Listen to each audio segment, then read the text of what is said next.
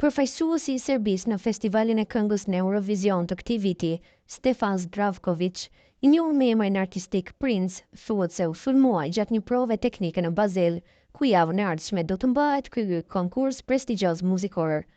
Incidenti ndodhi kur Zdravkovic doli në skenë për një provë.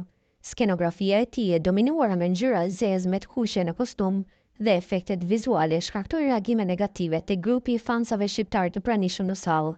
Ata njohën simbolikën e flamurit shqiptar në këto ngjyra, gjë që shkaktoi tensione.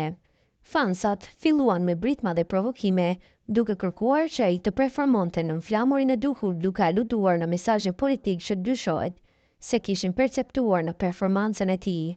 Sipas dëshmitarëve okullar, artisti Prince qëndroi i qetë dhe nuk reagoi ndaj provokimeve, ndërsa sigurimi ndërhyri shpejt dhe i largoi tifozët problematik nga salla, ka shkruar mediumi bosnjak Klik.